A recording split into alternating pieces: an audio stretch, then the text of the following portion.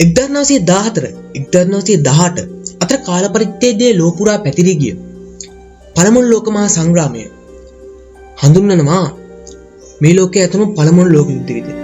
එසේ හඳුන්වන්නේ මීට පෙර ලෝකයේ කිසිම ඉතිහාසය කරුණක සඳහන් වෙන්නේ නැහැ මුළු ලෝකයේ සෑම මහද්වීපන සම්බන්ධ වුණු ලෝක මහා සංග්‍රාමයක් ගැන. ඉතින් යුරෝපෙන් ආරම්භ වූ මෙමළ පළමුවන ලෝක මහා සංග්‍රාමය පසුව ආසියා සහ ඇමරිකා යන මහද්වීප වලට පැතිරීමෙන් අනතුරුව මේ ගෝලීය වසංගතයක් නැත්තම් ගෝලීයමය යුදමය තත්ත්වයක් බවට පත් වෙනවා. ඉතින් අද අපි කතා කරමු පොලිටික්ස් එලයිට් මේ දේශපාලනික කතා බහෙන් පළමුවන ලෝක යුද්ධය සහ එහි දේශපාලනික පැතිකඩ පිළිබඳව.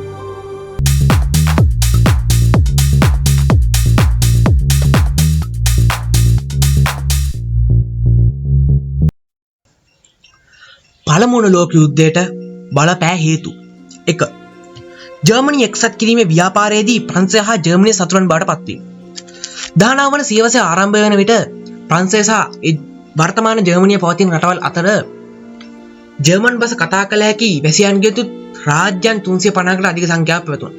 නමුත් ජර්මනිය කියලා තනි ඒකීය රාජ්‍යයක් තිබ්බේ නැහැ.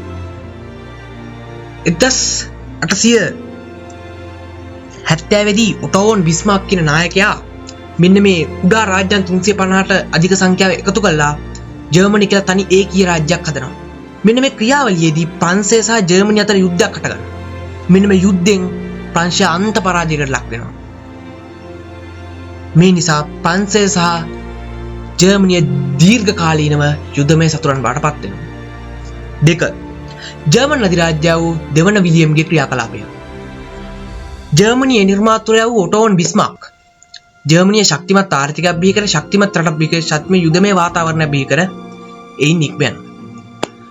නමුත් 1888 දී බලයට පැමිණෙන දෙවන විලියම් කයිසර් එහෙම තමන්ගේ රටෙන් පමණක් තෘප්තිමත් තත්ත්වයක උනේ නැහැ.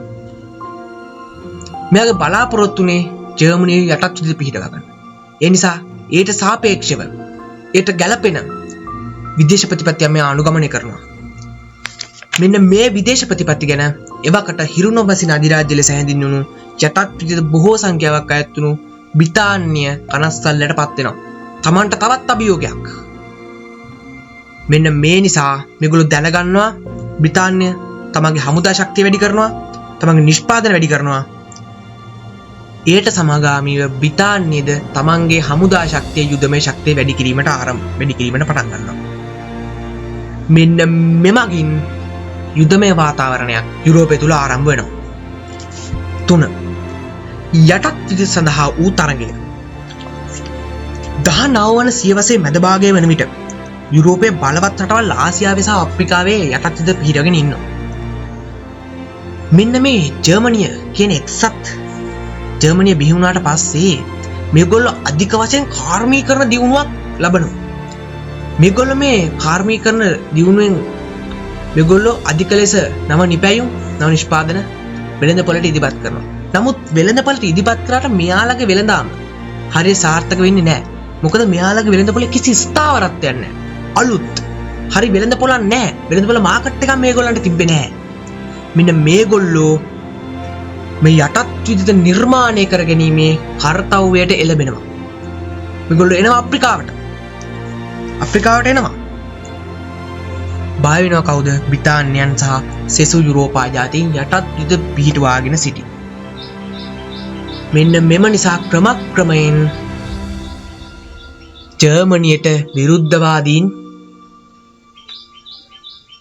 බිහි වෙනවා. බ්‍රිතාන්‍ය ප්‍රංශය කොහොමත් විරුද්ධයි.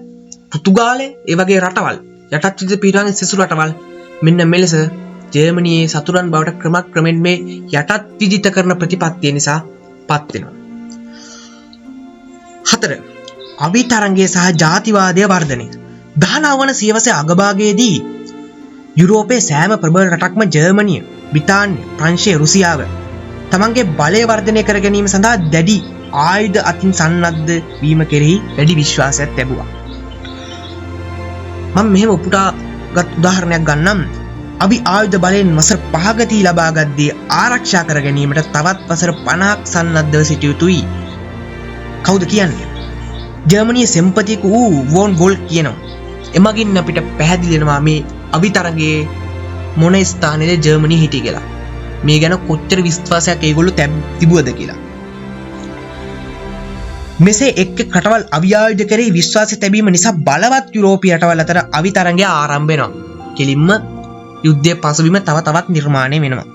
එමෙන්ම ඉතාලිය හා ජර්මනිය ජාතිවාදය තුලින් එම රටවල් එක්සත් කිරීම සමග යුරෝපයේ ජාතිවාදයේ ප්‍රවණතාවය වර්ධනය වෙනවා. මේ විශේෂ ලක්ෂණයක් වන්නේ තමන්ගේ රටට ආදරය කිරීම සහ සෙසු රටවල් හෙලා දැකීමයි. මෙම තත්ත්වයේ ජාතීන් අතර ගැටුම් ඇතිවීමට සුදුසු පසුබිම නිර්මාණය කරනවා. 5. ප්‍රංශය යුරෝපය තුල තනි කිරීමේ බිස්මාර්ක් අනුගමනය කළ විදේශ ප්‍රතිපත්තිය. මා පෙර සඳහන් කරා ජර්මනිය එක්සත් කිරීමේදී බිස්මාර්ක්ගේ ප්‍රතිපත්තිය නිසා ප්‍රංශය සහ ජර්මනිය දීර්ඝකාලීන යුද්ධමය සතුරන් බවට පත් වෙනවා. 1975 දී ප්‍රංශය පරාජය කළ ජර්මනිය බිස්මාර්ක් ප්‍රංශය සතුව තිබූ ඇල්ගාස් සහ ලොරෙන්ස් ලෙස හඳුන්වන සාරවත් කුෂිකාර්මික ප්‍රදේශ ප්‍රංශයට ඈදා ගන්නවා. මේ නිසා අනාගතයේ කිසියම් දිනක ප්‍රංශය ජර්මනියෙන් පලි ගැනීමට යුද්ධ කරන තැයි ද ඇල්ගාස් සහ ලොරෙන්ස් ප්‍රදේශය යලි ලබාගත හැකි ජර්මනිය බියෙන් ඉන්න. මෙන්න මේ නිසා ජර්මනිය බිස්මාර්ක් සහ ජර්මනිය මේ රට මහා අමුතු ක්‍රියාපිළිවෙලක් සිදු කරගෙන යනවා. එනම් ප්‍රංශය තුල යුරෝපය තුල ප්‍රංශය තනි කිරීමේ ප්‍රතිපත්තිය. එනම් ජර්මනිය මිතුරන් සමග එකතු වෙනවා. මේගොල්ලෝ ප්‍රංශයත් එක්ක එකතු වෙන්න දෙන්නේ නැහැ. ප්‍රංශයේ මිතුරන් එක්ක එකතු වෙන්න දෙන්නේ නැහැ. ප්‍රංශය තනි කරනවා. 1970 පසු ජර්මනියේ විදේශ ප්‍රතිපත්තිය තනි වූ ප්‍රංශයේ යුරෝපයේ මිතුරන් සොයා ගැනීම නිසා ජර්මනිය හා ප්‍රංශය මුල් කරගත් කඳවුරු දෙකක් ගොඩ නැගෙනවා. ඒ කියන්නේ ප්‍රංශයත් එක්ක යාළුන ප්‍රංශ කඳවුර, ජර්මනියත් එක්ක යාළුන ජර්මන් කඳවුර. මේ නිසා ජර්මනිය, ඕස්ට්‍රේලියාව, ඉතාලිය ඇතුළු කඳවුරක්ද බ්‍රිතාන්‍ය, ප්‍රංශය, යුරෝපය සහ රුසියාව ඇතුළු කඳවුරක් වශයෙන් කඳවුරු දෙකක් නිර්මාණය වෙනවා. මේදී ජර්මනිය ඇතුළත් කඳවුර මධ්‍යම බලවතුන් ලෙස හැඳින්වූ අතුර ප්‍රංශය ඇතුළත් වූ කඳවුර මිත්‍ර බලවතුන් ලෙස හඳුන්වන ලදී. සෙසු රටවල් වල ඔවුන්ගේ අවශ්‍යතාව මත එමෙම කඳවුරු දෙකෙන් එකට එකතු වේ. එතැන් සිට 1914 වන තෙක් මෙම පිල් දෙක අතර වාග් සංග්‍රාම සිදුවේ.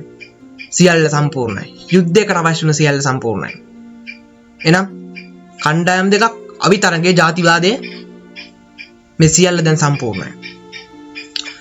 මෙන්න මෙහෙම යද්දී එක සිද්ධියක් වෙනවා. මේක තමයි අපිට 6 වෙනි සිද්ධිය විදිහට ගන්න වෙන්නේ. මේ තමයි පළමු ලෝක යුද්ධයේ ආරම්භයට බලපෑ ආසන්නතම හේතුව දවන්නේ. ඕස්ට්‍රියාවේ ඔටුන්න හිමි කුමරු ෆ්‍රාන්ස් ෆර්ඩිනන්ඩ් ඝාතනය. මා පෙර සඳහන් කළ ආකාරයට යුද්ධය සඳහා යුරෝපය තුල දැඩි උණුසුමක් පවතිද්දී ඕස්ට්‍රියාවේ ඔටුන්න හිමි කුමරු ෆ්‍රාන්ස් ෆර්ඩිනන්ඩ් හා ඔහුගේ බිරිඳ බොස්නියාවේ අගනුවර වූ සරයාවෝ, මෙන්න මේ සිද්ධියට සරයාවෝ සිද්ධිය කියලාත් කියනවා. සරයාවෝ නගරයේ සංචාරය කරමින් සිටියදී ඝාතනය කරනවා, බිඩිතබා ඝාතනය කරනවා. මෙම ඝාතනය කළේ සර්බියන් ජාතික දෙදෙනෙකු විසිනි. ඕස්ට්‍රියාව මෙම සිද්ධිය තමන්ට විරුද්ධව කරන ලද කුමන්ත්‍රණයක් වශයෙන් සලකා කොන්දේසි කීපයක් ඉදිරිපත් කොට සර්බියාවෙන් වන්දි ඉල්ලා සිටිනවා. සර්බියාව ප්‍රතික්ෂේප කරනවා. 1914 ජූලි මාස 28 වෙනිදා ඕස්ට්‍රේලියාව සර්බියාවට විරුද්ධව යුද්ධ ප්‍රකාශ කරනවා. ඕස්ට්‍රියාව සරයාව සිද්ධිය නමින් හඳුන්වන මෙම සිදුවීම පළමු ලෝක සංග්‍රාමයේ මා පෙර සඳහන් කරපරිදි ආසන්නතම සිදුවීම. පළමු ලෝක සංග්‍රාමයේ ඇති වෙන බලපෑ ආසන්නතම හේතුව තමයි මේක. ඊට පස්සේ අපි යුද්ධයට සහභාගී වූ රටවල් ගැන අපි කතා කරමු. මිත්‍ර පිළේ රටවල්. ඒ කියන්නේ ප්‍රංශය මුල් කරගත් බල කඳවුර. ප්‍රංශය, මහා බ්‍රිතාන්‍ය, රුසියාව, ඇමරිකාව, එක්සත් ජනපදය. ඒ කියන්නේ ඇමරිකාව. මධ්‍යම බලවතුන්ගේ රටවල්. ඒ කියන්නේ ජර්මනිය මුල් කරගත් රටවල්. ජර්මනිය, ඕස්ට්‍රියාව, තුර්කිය, බල්ගේරියාව, හංගේරියාව. මෙන්න 1914 ජූනි 28 වෙනිදා ලෝකෙම සංගමයක් වුණු ලෝක මහා සංග්‍රාමය ආරම්භ වෙනවා. ඉතින් මෙන්න මේ පළමු ලෝක මහා සංග්‍රාමයේ ව්‍යාප්තිය මම මේ වීඩියෝවේ දෙවෙනි කොටස විදිහට ගේන්න බලාපොරොත්තු වෙනවා. මේ පළවෙනි වීඩියෝ එක මේක හොඳ නම් ලයික් කරන්න, කමෙන්ට් කරන්න, සබ්ස්ක්‍රයිබ් කරන්න. ඔයා ඉගෙන ගන්න කෙනෙක් නම් යාළුවෙකුටත් බලන්න මේක ෂෙයා කරන්න. තවත් මේ වගේ දේශපාලනික සමාජීය ආර්ථිකමය කතා බහකින් එක හමු වෙමු. ගිහින් එන්නම්. සුබ දවසක් ඔයාලා හැම කෙනෙකුටම.